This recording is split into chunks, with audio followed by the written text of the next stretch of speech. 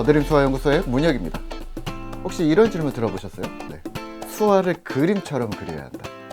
혹은 그림같이 표현해야 한다. 이런 이야기 들어보셨어요? 아니, 수화를 그림으로 어떻게 그리라는 거예요? 네. 그것도 허공에다가. 근데 허공에 그림을 이렇게 그리는 거 아니고 또 수화를 하래요. 그러면 수화를 그림처럼 그린다는 게 무엇인가? 네. 수화를 그림처럼 그린다는 것은 이런 겁니다. 문장을 듣고 통역할 내용을 듣고 그것을 우리가 눈으로 딱 봤을 때 표현이 명확하게 되도록 조금 수화 형식으로 바꿔달라는 이야기입니다. 또는 이렇게 생각하실 수도 있습니다. 농아인들이 허공에다 그려놓은 이 수화를 잔상을 이해해서 우리가 우리만의 언어로 다시 한국적인 언어로 해석을 해달라는 얘기입니다.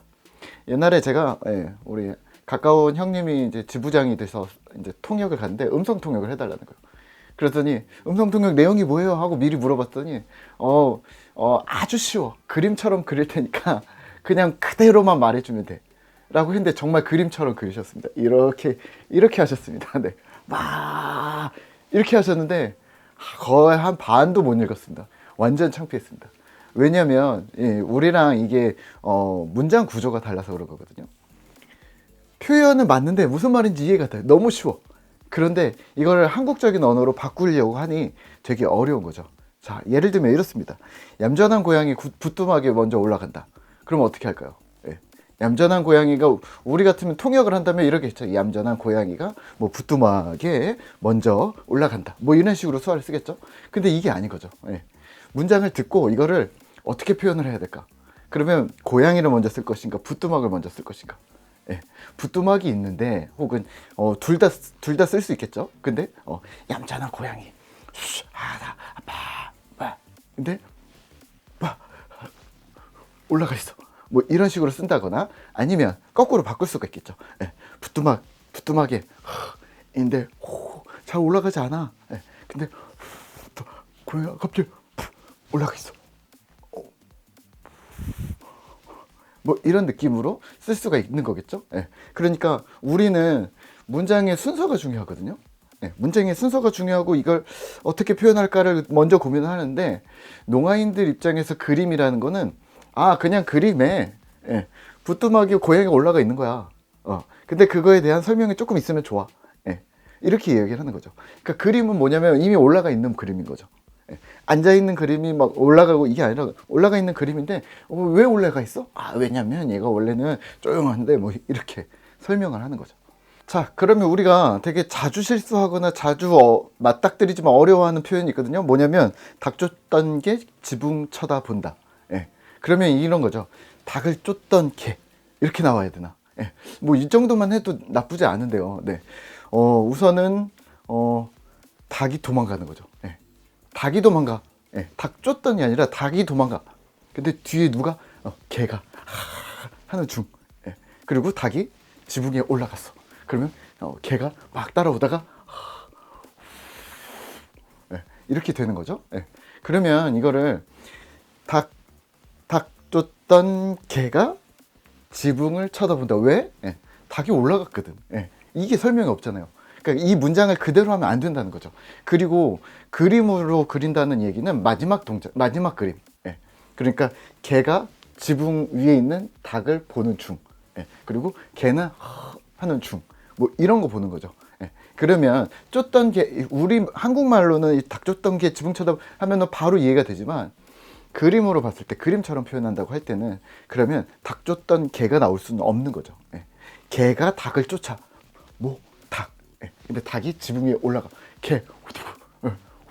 이런 식으로 뒤로 치환되거나 뒤로 앞으로 움직여지는데 이 치환과 도치의 어떤 기준점은 그림이라는 거죠. 마지막 동작, 마지막 그림, 마지막 어떤 형태를 보고 요거를 표현해 주는 거죠. 그러니까 우리가 정해져 있는 그림을 그린다 하면 좀 쉽잖아요. 예를 들면 모나리자를 그린다. 그러면 모나리자를 수화로 표현해 준다. 그럼 모나리자 표현 어떻게 하겠어요? 정적이잖아요. 하고 뭐 여자 뭐 이렇게 하거나 뭐 하는 여자 뭐 이렇게 표현하면 되겠잖아요. 어렵지 않잖아요. 근데 이게 우리는 동적인 것을 그림으로 그린다니까 그림은 정의잖아요. 네, 멈춰진 거잖아요. 그러니까 그림의 마지막 모양 보고 아, 저 그림의 뒤에는 뭐가 있었어. 이런 것들을 표현해 주는 거죠. 그럼 수화로는 뭘 표현해 주냐면 집 위에 있는 닭과 밑에서 기다리고 있는 개를 표현해 주는 거죠. 이런 그림을 먼저 생각을 하셔야 됩니다. 그러니까 어떤 문장을 들었을 때 우리는 그걸 그대로 쓸 것인가 말 것인가. 뭐 이런 거죠. 예. 까마귀 날자 배 떨어진다. 그럼 어떻게 표현하겠어요? 까마귀가 날기 시작하자 배가 떨어진다. 뭐 이렇게 뭐 배가 떨어진다. 뭐 이렇게 표현을 한다면 여기서 맹점이 있습니다. 뭐가 맹점일까요? 까마귀가 날아갔잖아요. 배가 떨어졌어요. 그러면 까마귀가 먼저 1차, 그 다음 2차로 배가 떨어진 것처럼 시간 격차가 보이는데 이 내용의 의미는 뭐예요? 동시에라는 뜻이잖아요. 그럼 동시에만 넣으면 되냐? 동시에 떠도 되는데 저 같으면 이렇게 표현하겠어요? 까마귀 푸, 배가 뭐 이런 식으로 같이 떨어져.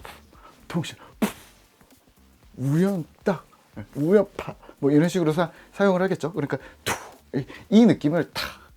예, 만약에 까마귀 날자 배 떨어진다를 그림으로 누군가 그렸다. 예, 그러면 어떻게 할까요? 까마귀가 딱 날르는 딱 점프하는 딱 모습에 배가 뚝 여기서 똑 잘라지거나 이렇게 떨어지는 어떤 모습을 이렇게 딱 표현하지 않았을까요? 그걸 먼저 생각하는 겁니다. 그래서 그거를 수화로 구현해낸다 라고 생각하시면 될 것 같아요. 어렵나요? 그러면 이런 것도 있죠. 그림으로 그린다고 하지만 또 그 그림이 아닌 것을 그림처럼 만들어낼 때도 있거든요. 예를 들면 이런 겁니다. 말 한마디에 천냥빚을 갚는다. 어떻게 할까요? 말 한마디에 천냥빚 네. 뭐 이렇게 다 되지만 뭐 이렇게 설명하면 어떨까요? 말을 이 사람한테 내가 천냥빚인데 말을 딱 하니까 해결됐어. 이런 느낌. 그러면 말은 보이지가 않잖아요. 근데 수화로는 말 이렇게 표현할 수가 있잖아요. 그럼 이 동작을 가지고서 여기에 천장빛 말 파 해결됐어. 뭐 이렇게 여기에 먼저 두고서 내가 여기에다 얘기를 딱 아니면 여기다 말을 했는데 빛이 해결됐어. 뭐 이런 식으로 어떤 이 구조를 만드는 거죠. 네. 요거를 이런 표현을 가지고서 우리는 그림 같다라고 표현을 합니다. 하나만 더 해볼까요? 네. 시간이 좀 가고 있지만, 네. 아니 땐 굴뚝에 연기 나랴. 그럼 어떻게 할까요? 네.